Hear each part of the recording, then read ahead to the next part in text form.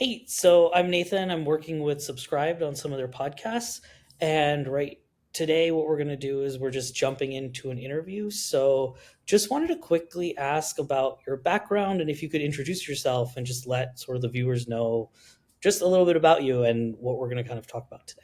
Yeah, thanks for having me. My name is Aliaa Remtilla.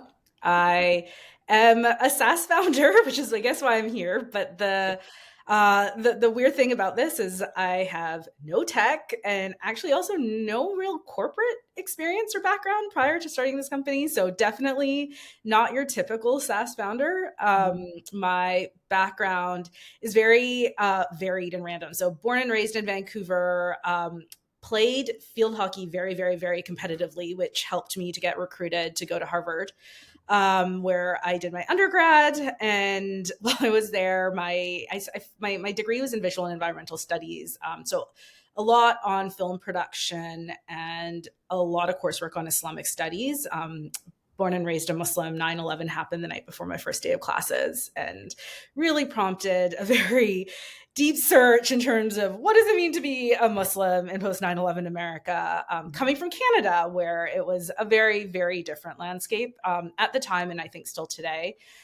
So that was, yeah, my first degree. So one type of background, then ended up, living abroad as you kind of do for a little while, realized I still had a lot more stuff I wanted to explore and did it via PhD. So I got a PhD in anthropology, spent a year living on the Tajik-Afghan border, studied for my degree in the UK so I could still play field hockey at the premier level. I'd used up my NCAA eligibility so I couldn't play anymore in North America. And also picked a university where my PhD could be part written, part film. So kept the film part of things going. That finished all of that and then decided that I didn't want to be an academic.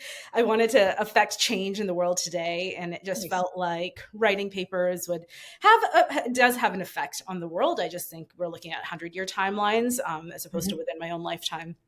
Um, Ended up working in the nonprofit space then for about a decade. Oh, That cool. took me, yeah, I spent a few years, 4 years in Houston, and then ended up in Australia, where at one point, I think I had over 500 volunteers, so unpaid staff Yeah. indirectly reporting to me.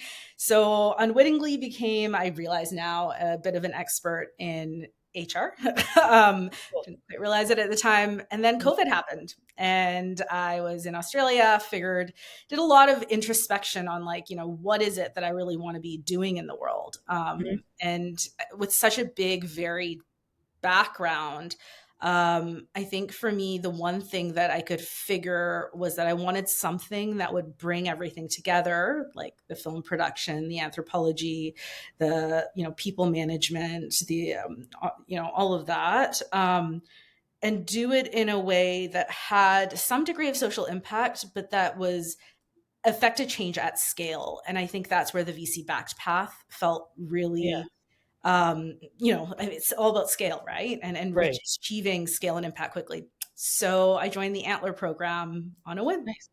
That's cool. Yeah, it's really hard to do that without any money or capital to get started, Yeah. and at least that Yeah. lens to get that, at least Yeah. hire the people you need or market as much as you need to market, and Yeah. very tough with an all volunteer staff to get that. Yeah. And I think for me, that was a big question, right? Like, if you want to have impact, what's the best model to go ahead and do that?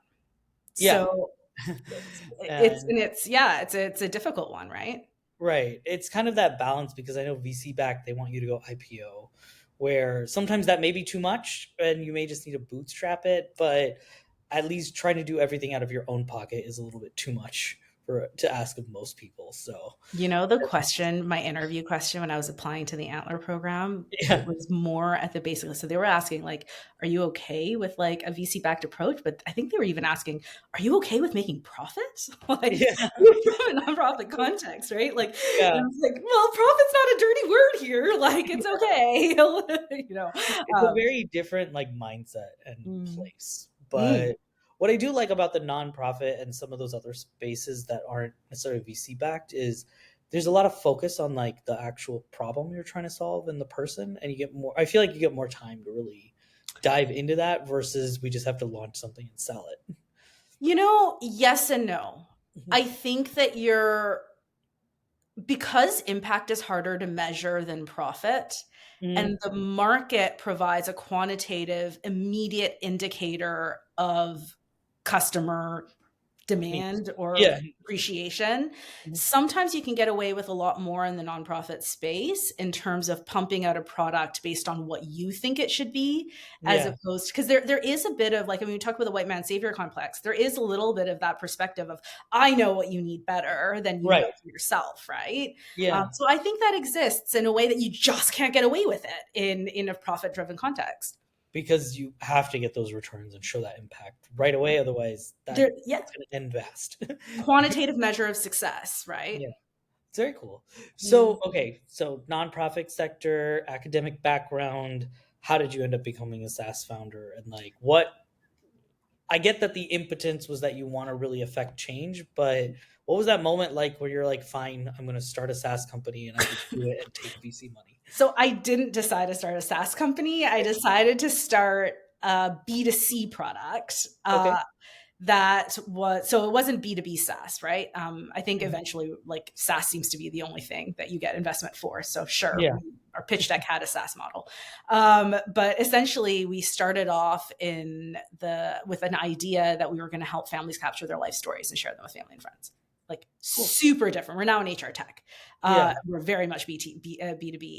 So there Mhm. was quite a massive pivot along the way, and then we listened to what the market said and we adapted as we went. Cool. And like, okay, so I'm going from like you wanted to help people tell their stories and share their Okay. stories Okay. to it's now HR tech with stories. So, can you tell me a little bit more about what exactly the product Yeah. does and the problem you're trying to solve in HR and how Yeah. what you originally came up with was a good fit for that adaptation? Yeah. Yeah. Okay. So forget what we originally did. Let's Yeah. start with where we're at now, right? Sure. So what's the problem? So look, there's a lot of data about the importance of a warm welcome for new hires. I can Mhm. throw numbers at you or we can put them up later. But essentially, statistics show that new hires are more likely to stay. So, retention is a massive issue, right? So, Yeah. new hires are more likely to stay and they're more likely to be productive, which is sort of paying someone you want them to do as much as, Right. with excitement and positivity and all that. So, both of those metrics, retention and productivity, are are more likely to be like successful or longer or Mhm. whatever if people are warmly welcomed and there's this awesome onboarding. And yet 88% of employees are not happy with their company's onboarding. So there's a massive Okay. gap here, and it makes sense, right? Because right now, when you're hired, like, I mean, you're asked for your tax details. At most, you'd be asked for your T-shirt size so they can send you some merch, right? Like Right. these are things that are not terribly exciting. And the two ways that people are saying they want things to really be improved is they want the rest of the team involved. So it's not just like Mhm. HR saying things, like they're anxious about those human connections. They want those to be built, and they want a great welcome. Like they want, day one matters, like how you feel when you start, that matters. So that's really the problem, in that one particular space of new hire welcomes and onboarding. And we solve that with an automated way to create a hyper personalized welcome video for each new hire separately. And we can Very talk cool. more about how we do that. And then we help companies to continue. So ultimately, we're solving that problem of human connection even Mhm. before day one to get Yeah. people super excited about that company.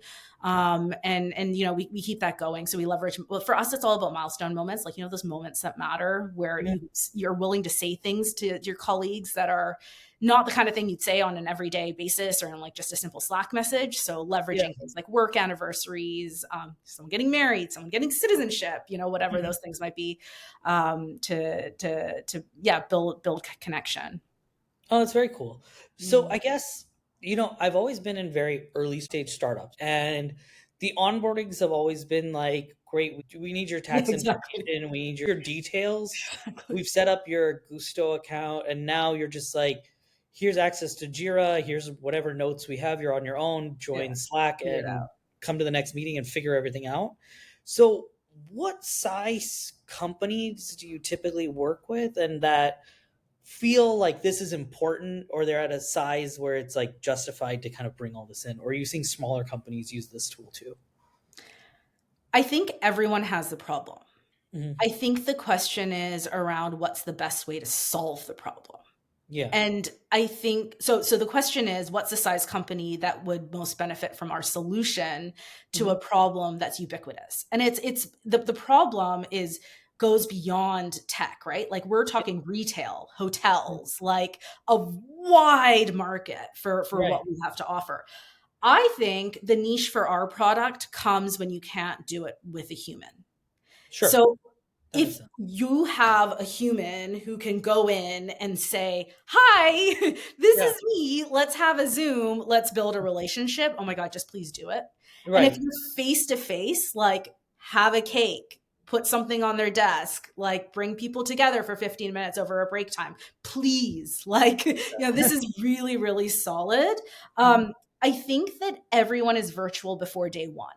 And Yeah. so there is a problem that's universal. And this is where the hotels and retail stuff all comes in as well, because there is a lost opportunity between job offer and start date where you Yeah. can start building some of those relationships. So I think that's where we really want to come in. And I think we have a right to play in that space.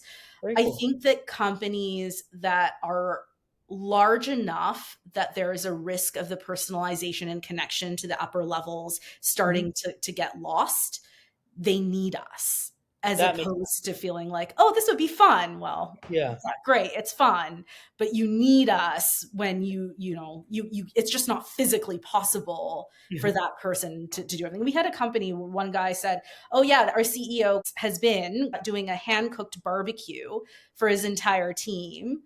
I think it was in the construction space, for since the inception of the company. And he just now, we've grown so much that this year he doesn't know what to do because he can't cook that much food.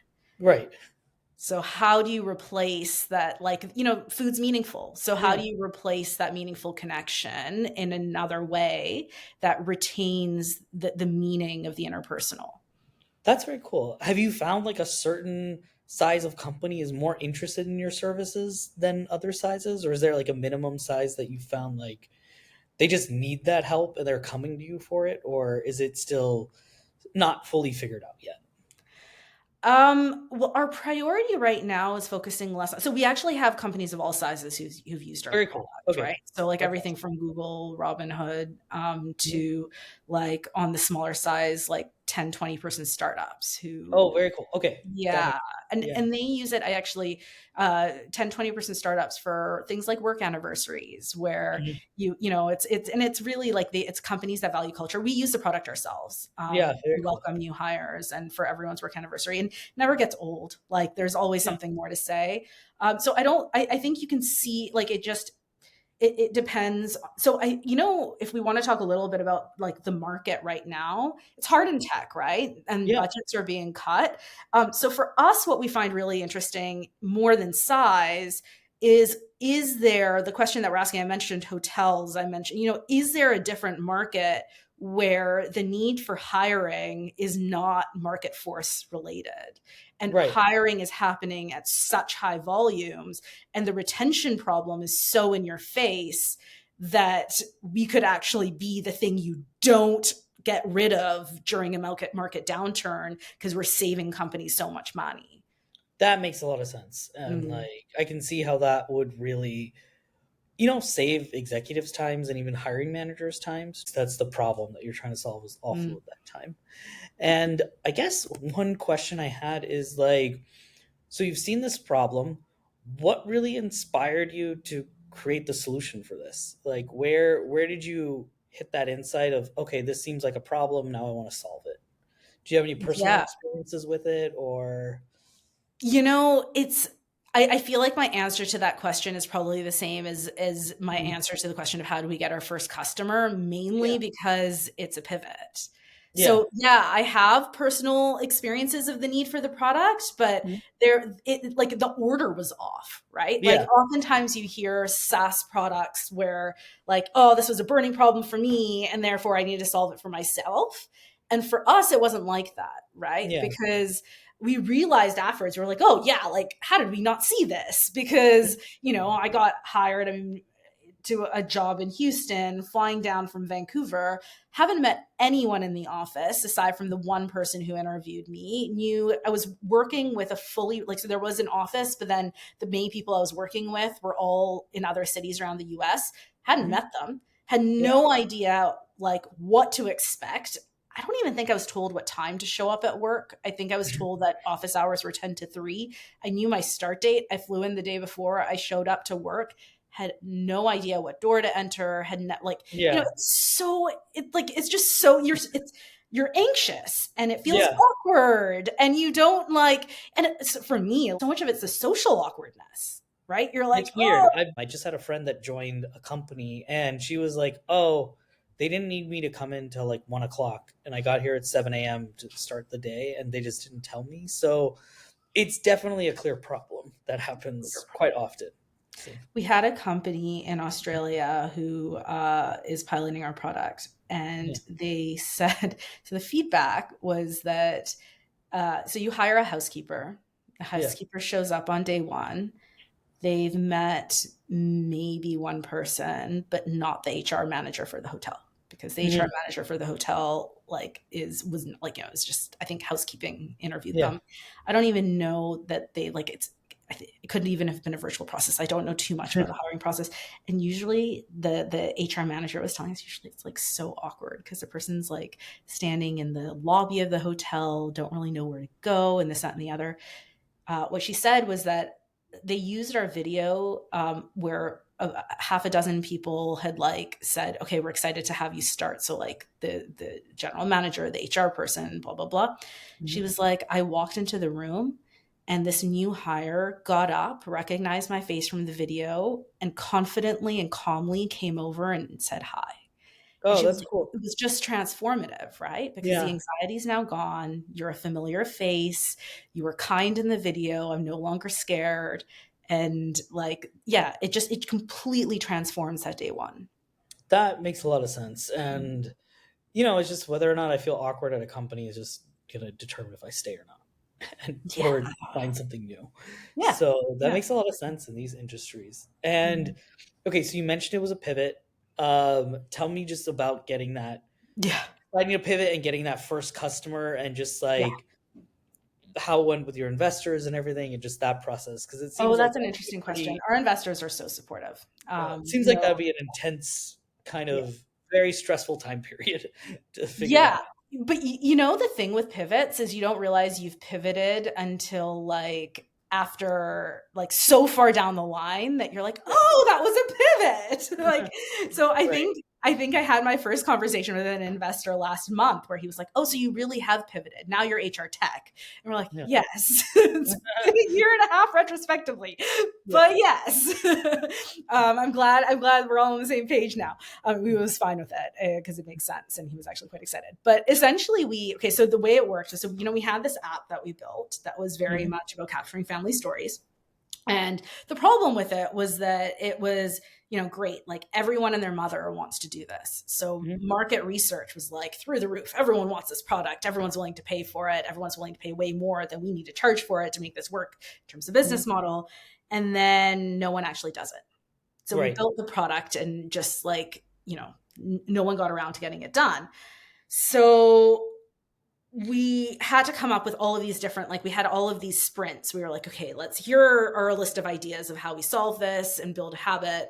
Let's get all these things done. Mother's Day came around and we thought, okay, Mother's Day, let's do a sprint where we make some very, very basic tweaks to the product, like very MVP version. And we put out there that instead of capturing your parents' stories, you send a video message to your mom for Mother's Day. And so like it was so clumsy, right? Yeah. Because you're downloading an app, you're having to create it, like it was just such a nightmare. And it took us so long to even build the MVP that we had 3 days before Mother's Day to market it. We Oh. 10x'd our usage that week. Oh, cool. And we thought, okay, there's something here. Mhm. And so we thought we would switch it. Now, there are a lot of products on the market that do this kind of like, so we first started saying, okay, let's like send messages. And we tried just like facilitating the process of sending one person sending a video message. Then we Mhm. thought, okay, and then we thought, okay, like let's try to group them together. And actually, it was with that one person video message. It was with the group. I think we built the group, and Mhm. then we had there was some occasion that came up, and we did it. And one of my friends had her family do it, right? Mhm. Her husband comes around 2 weeks later and says, that was like super easy when I recorded a video message that my wife made me do. Can you do something like this for a guy who's retiring from our company? And I was Got like, it. Okay. yeah, we can do that. We Yeah. did it for free. And then the guy was like super happy. And he came to us and said, is there a way for us to download the videos? Because at the time, we didn't edit the videos together. They were just like Mhm. individual videos that you could click through. I was like, Mhm. sure, but you have two options. One, I can download the file and send it to you. The other, we can edit it together into a video, but I'd have to charge. He was Mhm. like, I'll pay. Edit it together into a video. We'll pay for that. That would be Mhm. great. So we charged him. And that was our first paying customer. He just came back and did another one. Like, so he's actually a repeat user because, Very cool. and yeah. And then we built the product thereafter. So that time I manually edited it. Mhm. Now you click a button and it auto edits. Oh, very cool. Yeah. So Yeah. we've built the algorithm to just really do that at scale. That's cool. And now, I guess, other than the pivot, what were Mm. some of the other kind of like challenges you faced when you were first developing and launching the product that you can kind of share? Just a few stories. Yeah. Product wise, one of the biggest questions for us is how do you get people comfortable recording a video? Yeah, that's a Uh, challenge. It's a challenge. Yeah, yeah, yeah. That's a challenge. And it's a product challenge, right? Like Mhm. it's a challenge that a good product can solve well. Mhm. And I think it was one of the areas where we thought we could really differentiate in the market because what like product wise, as opposed to in terms of marketing or anything. But product wise, I think one of the ways that we're like there are a lot of other companies that can do the same basic functions, right? So you can do the like you can create a link, send out a link, collect videos, and then everyone edits it in a different way. So I think some people charge a premium to have a human edit or Mhm. gives you like an editing thing. We're, I think, the only ones that have the algorithm to auto edit. But we also help people record videos in a different way. And Yeah. that was something that we spent months on. And we Okay. really iterated before we took it to the market. And it was a problem for both women and men Mhm. and of varying ages.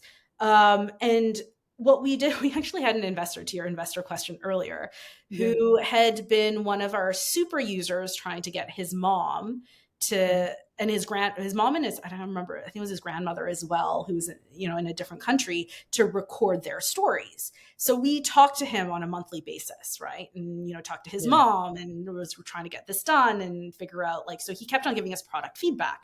He is a male investment banker in his I'm guessing 30s ish. Mhm. So like just very shy, but like very, like not comfortable with video for himself at all. And Yeah. so for him, it was like, yeah, okay. And one day we showed him a product that as we were trying to build that he was like, no, I would never, like, I'm never going to send this to my mom. I would never do this for my mom for Mother's Day. No, I would never record her a video. It was just no, no, no, no, no. One day we showed him a version and he goes, oh, I know what I'm going to say. Yeah. And we were like, oh my God, we did it. And essentially for us, it was just landing on the idea that one, people need ideas of what to say first, Mhm. but they also need ideas to reject. So they don't necessarily need to be told what to say. So it's not like get AI to write a script. Mhm. It's these are ideas of what you could say. And it's like, oh, yeah, I get it now, but actually, I don't like any of it because the human has their own sort of intervention. So that was one point that we really landed on. The second one was that people who are anxious about video often find great comfort in writing. So Mhm. the ability to create half written scripts so that some of it was there, but then the ability to just really refine that script and put all of your anxiety in the writing of it, Mhm. that's a manageable task. And Yeah. once that script is fine, then reading it on a teleprompter is not an issue at all.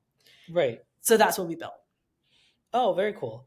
Do you Mm. guys, if there's someone who's really, really shy, does not Mm. want to be shown on video, do you have Mm. any like avatar functionality yet or anything like that yet, or it's still just like they're in the video no matter what? We've had some companies who have asked us to make an exception and upload a written text from Yeah. someone who's expressed that level of anxiety, and we do that. That's not an Mhm. issue. We have had a lot of discussions around our like extra commitment to video. Mhm. And, so should we do audio only? Because if we do audio only, then suddenly there's no anxiety, for some people, they say. Or should we include text as a feature option where people can choose what they want to do? We've made a decision at this stage in our journey to stick to video and main as the default option. So Yeah. unless if there's an exception, and the Yeah. main reason, and no avatars, because for us it's not about some like it's really about the human connection. Yeah.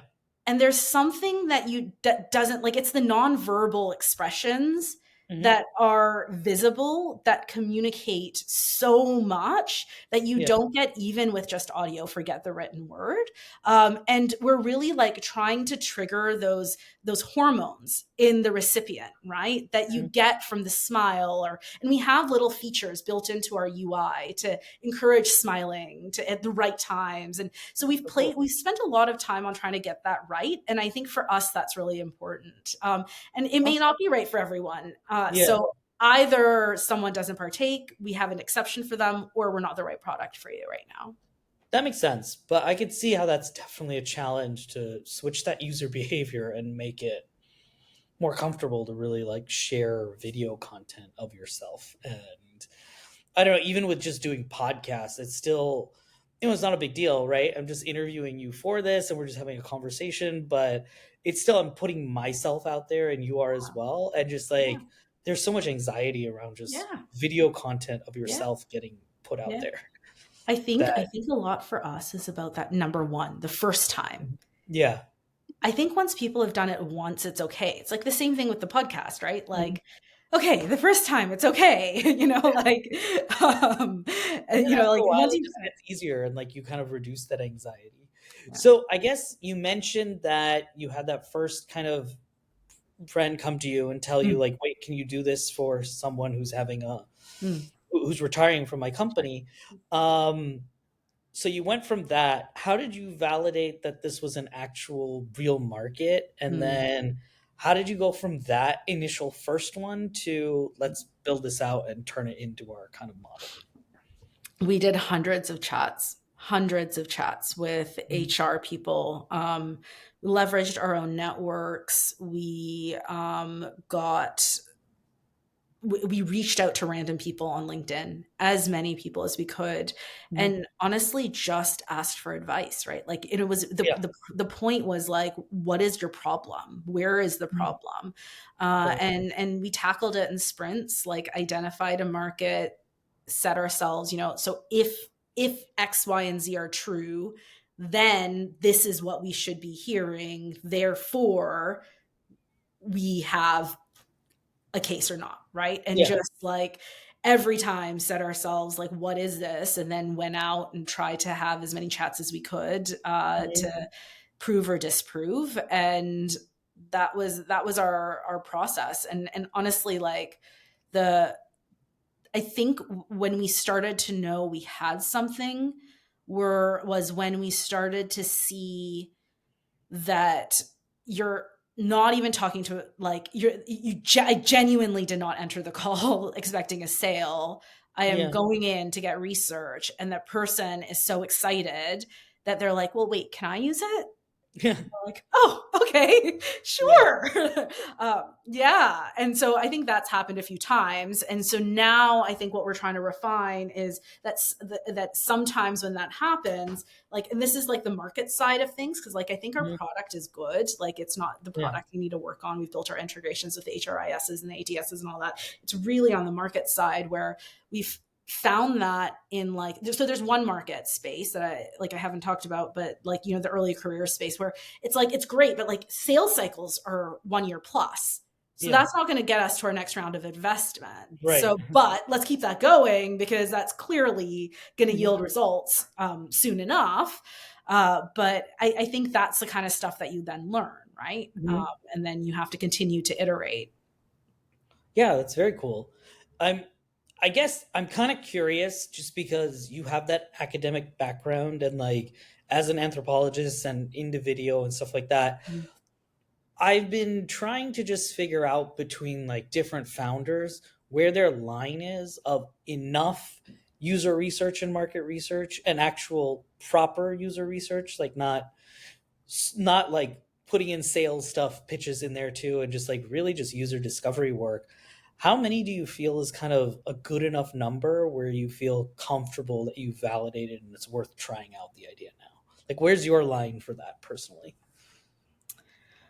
I think I'm the wrong person to ask for the main reason that I'm not a salesperson and Yeah. I don't do user research either. So I don't know even what, like I have no training in either space. So you Yeah. ask me what's proper user research, I don't know. You ask me what's a proper sales call, I don't know. Like, for me, I think what I can say Hmm. is, and this is for my qualitative research that has nothing to do with the startup space. Hmm. I know I have conviction in what I'm going to write, and in the qualitative research context, or here what I would commit Yeah. to at the point in time where I can anticipate a response based on certain things that I know about the person. Okay. Then I'm like, yeah, I know. I don't need to ask this question anymore because I can now presume the answer and I'm right 80 to 90% of the time. For Okay, that's an me, that's what I'm interesting. looking for. Okay, that's a really interesting perspective because it's like instead of actually looking for numbers and patterns in that number, you're looking for validation of if these criteria are there, I can predict what their response is going to be. That's And it. if I can do that comfortably now, that's a good enough amount of user discovery work that I've done. Sometimes it's 3 conversations. And then Okay, that's very right? cool. And Yeah. but don't forget that this is by each parameter. Yeah. So, like, as soon as one is like, okay, I've got this, I get it. And, so if something's a fact based thing, then like literally it's one conversation. I just need to know the fact. Yeah. But, in terms of market sides of things, but like, yeah. And then over time it gets to, okay, so this opens up now these 3 other questions that I now need to figure out. And then that Yeah. opens up whatever. So that's why I feel like it's never ending, right? Right. But I guess before you felt comfortable really launching and going with the pivot and like you made the right decision, how many people did you say? Was it hundreds? I just Yeah. wow. Okay, that's a lot. Oh, with the HR stuff? Oh, Yeah, that just was like continuous iteration. Like, so yeah. we landed customers in the process, as I was saying. Mhm. Yeah. So we were like, okay, let's build with you. And now we've got you paying for our product and you're a paying customer that we're going to continue to iterate with. We'll keep having more calls. And oh, okay, sure. Yes, let's. Very So cool. there was a lot of serendipity along the way as well. Yeah. So that's why I don't think I'm a properly trained salesperson because I've not had to do proper sales pitches in that way. We just Yeah, kind of. but in a way, it seems like it's worked out for you. And maybe just Mhm. with the academic background, I'm assuming there's some inherent skill sets that you have in terms of interviewing someone and discovering their Maybe on interviewing, I have one investor who talked to me. My co-founder is very good at sales, very good at yeah. B2B sales. And I had an investor I was talking to, and it was just the 2 of us. So he was like, "So tell me, how is sales going?" And I was like, "Well, I'm not a salesperson, right?" And he's like, "That's why I want to talk to you, and I want you to tell me because Yeah. Ben's a salesperson. You will never be a salesperson." He was a Right. European guy. He was very clear, and he's like, "You never be good at sales." And I'm like, yeah, you're probably right. Yeah. But that's cool that it's like you've done the discovery work and at the end of identifying the problem, it's actually a big enough problem for them that they want the solution. So I that's honestly think that, like, for me, it goes back to what is our product, right? It's about human yeah. connection. Human connection is about authenticity. And I Right. think that's what I'm selling. Mhm. I'm selling authenticity. So if I am to become this salesperson, how could I even sell a product that's about authenticity? Yeah, that makes sense. Mm, And it's kind of I mean, it's an interesting problem that you're trying to solve mm. where a lot of these I don't know, I want to say like a good amount of the messaging and the connections that you initially make when you join somewhere or when you join something virtually, it doesn't feel authentic and it's just kind of just the simplest way to do it and even non-existent sometimes, and Well, hoping that you sometimes we get. feel like a number. We just want to be Yeah. seen. We're a human. Like, I may not be the best performer at work, but Mhm. I'm a human and you see me. That's Yeah. it. That's simple. Yeah, it's surprising. Very often I have felt like the number, and Mhm. that is a that's a big that's a big determination of the amount of effort that I put in Yeah. back, is Yeah. depending on like how authentic it feels and Yeah. how are you actually connecting with me and Yeah. understanding and supporting my needs Yeah. also as well. Yeah. That's So a that was the productivity metric. yeah, Direct correlation. it just really I've just kind of noticed it too. It's like, well, I'm a number here, so like you might get the minimum, just being real. That's what you're gonna get. But if it's very authentic and there's a lot more productivity that comes out of me when I feel incentivized, heard, and aligned, and Yeah. just valued in Yeah. general. Valued. Yeah, and Valued that's just the as big a one. human. Yeah. Exactly. Cool. And now what I wanted to wonder is like, how did you go out figuring out what this price should be? I mean, it seems like you ended up pivoting. You're talking to a bunch of different people, different company sizes. How did you even determine and get to a point where you figured out your pricing model? Honestly, we're still iterating on this. Okay, that's fair Yeah. enough. So I think one of the challenges that we're having, which is preventing us from landing and like for me having a clear answer, is that we have a variety of different customer types, and Right. we know that pricing needs to be adapted to each customer's ability. Like, so at one point we were selling to EAs, and Hmm. EAs we realized had a certain amount of budget that they didn't need to seek approval for.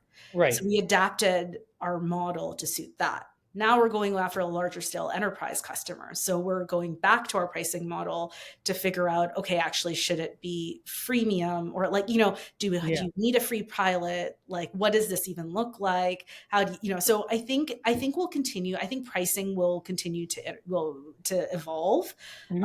and we'll land on something hopefully soon. Very cool. And now, how do you kind of ensure now that you've got your product, you kind of figured out a direction that Hmm. you're staying competitive in this marketplace and really like getting your brand and your tool out there? I think the one thing that is unique about our company is it's me in some ways, right? So Yeah. it's like it's like I think having someone who has both the film background as well as the anthropology, which is really all about human connection, Hmm. bringing that together in the HR space, and then having a scalable tech product as the offering at the back of that, Hmm. that is hard to replicate in the Yeah. market. So it's a question of how do we double down on that? It's embedded in the product, so that's there. But now I think working on the market side of things with that, and how do we build that kind of brand, right? That this is rooted in social science. It's That's not very cool. just yeah, it's not just tech. Mm. Cool. So, and now, like looking back at you've gotten to this point, were there any mistakes that you made that you wish you would have done differently that anyone listening to this could or watching this could kind of hopefully learn from before they go down that same road? Yeah, I think that that piece of advice that I'd have is, you don't need to build everything in house from Yeah. scratch. We did that. We Uh-huh. started off with a CTO. So essentially, like, so many of our early decisions were how do we make sure that he's busy, Mhm. and we're leveraging, Yeah. a huge asset, and Mhm. and so we started by coding everything ourselves. Eventually, actually very very soon, very very or within months, even before we finished our first raise, our CTO left us, and we've not replaced him. Mhm. We've managed to continue, but we like the existing, architecture was there, Yeah. so we continue to build everything from scratch. I think that would be like like, I mean, it was not a conscious mistake, but it was a Yeah. product of the way our company was formed in its initial days. And I think that we could have moved a lot faster. Like this is like another one of our really early learnings, is because we built so quickly out of the gate. Mhm. I think that we built a little bit what we wanted, Mhm. and then we validated our product as it existed with customers. And I think if we had held our horses a little bit, like I think even before we'd raised our first round, we already had like started, like, the product was nearly shipped. And Mhm. I don't think that was required. I think we Yeah. maybe would have realized that that product, it was not worth building in at all, maybe even Mhm. it, but actually, I don't know. I mean, I don't know. There could have Yeah. been a no code way, basically, to Right. understand that people are not going to get around to getting this done. That And makes sense. yeah, Oh, that's um, very cool. yeah, But I think that's really good advice of, use someone else's tool if they've already built it rather than spending a lot of that time and initial investment on developing your own thing that may already exist initially and can be accomplished with no code. So yeah.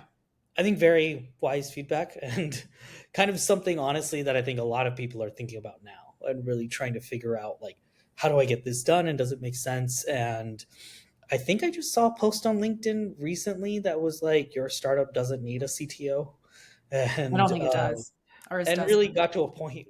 So it's like I think it does make sense that maybe at a Mm. later stage is when you start looking for that rather We than have a remove CTO Mhm. who has equity and who helps us with, like, yeah, our stack and our advice. And then Mhm. my co-founder is amazing at managing our dev team. Yeah. So we're good. But Yeah, yeah. it's very cool. And kind of on a similar line, just throughout your career, was there any kind of learning that you had that you wish you would have known earlier? Just on a broader scope of just career wise, getting to this eventual path of becoming a SaaS founder? My dad has advice, which is follow your heart and the money will follow. Yeah. Not always true, but I think that general advice of following your heart and like doing what you really love, it's held me in good stead throughout my career. I think that I've made massive pivots in my own career, and I think each one of those was a result of deep introspection and answering the question of what is right for me right now, and it doesn't need to be what's going to be right for me in 5 years. Yeah. And was there anything specifically that you did where you didn't do that and you felt like it led you astray or any examples of that? It's all right if you don't. No, I've I had think plenty. I think that's actually one of the things that I am, like, I have no regrets over. Like, I think that every major life decision, I think that I genuinely followed my heart. And I think that sometimes there are unintended consequences of decisions that I didn't understand until later. Nice. And that sometimes is not always positive, right? Yeah. So sometimes you wake up and you're like, oh, I genuinely like did have the best intentions when I was doing this. Like, example, my PhD. Mhm. I am who I am because of those 5 years. And Yeah. I do not regret it for a minute. I learned how to write. I learned how to think. I learned about the world through my experiences. Uh, I had no idea going in that there was no practical real world value for the degree that I was going to go in for, right? Like, it wasn't a question that I was asking at the time because I wasn't thinking about, and what is going to be my job coming out of it? Right. Surely it'll lead to something. It doesn't really matter, right? Yeah, that makes But I just followed my heart. But I don't regret it, right? yeah, So I think I am who I am because at every step along the way, I followed my heart. that makes sense. For me, it was like I finished the requirements for pre-med Mm, and I was really trying to go down that right route mm, of medical school. And, mm, there's a lot of just pressure to do that kind of, mm.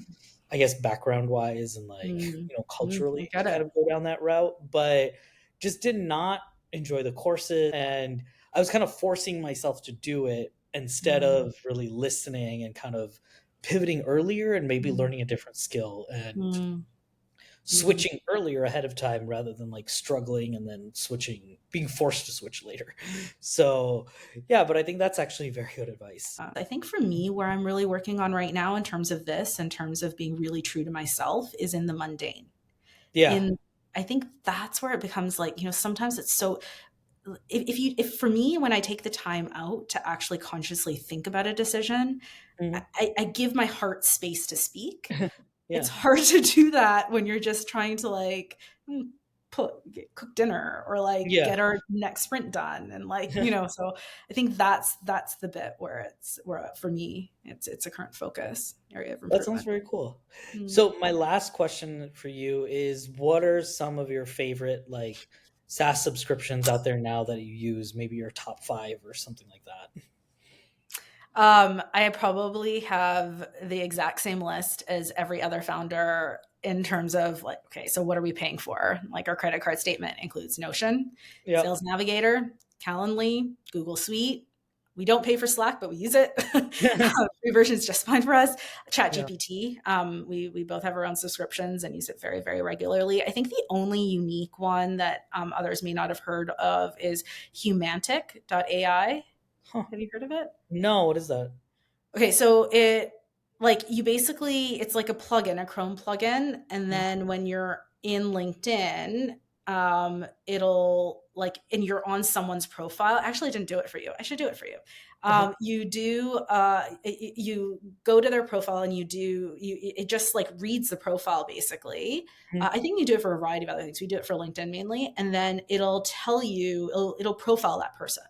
Oh, very cool. So it gives you all sorts of insights into who they are. So before a networking call or a research call, before I'm speaking to someone, I will Mhm. profile them together with all of my so anyone who I'd bother doing due diligence on. So I would Yeah. read their LinkedIn profile, I would read their company page, I would look into, all of that stuff, and I would read their Humantic profile. Oh, cool. Okay, so I gotta check that out. That sounds really It's interesting. really good. It's really good. And sometimes it's so accurate that I'll have like read the person in the beginning of the call, like said something to them about how I expect them to be. They'll be like, "Oh my god, that is so accurate." I'm like, "Yeah, I got it from Humantic. Here's your profile." And I will share screen share and they will be like, "Oh my god." Yeah, Um, that's really cool. I want to go look at mine now. I'm really curious. yeah. It's like so it's designed so mine I think is super inaccurate. Mhm. But it's designed for like if you're selling to someone. Yeah. So mine's super inaccurate because my general personality is very different from if you're trying to sell me something. But Yeah. if you're trying to, so when my co-founder and I were first deciding whether or not to subscribe, we did it for ourselves. His is like on point. And we did it for mine, and both of us were like, that's not me. And then a guy tried to sell me something. I ended up on some sort of random sales call 2 days later, and I was like, Ben, it's 100% accurate. I turned into that person. That's really funny. Yeah. Okay, that's cool. That's good to Yeah. know. I'll definitely have to take a look at it and just check it out. But Yeah. that's It's worth really it. Yeah.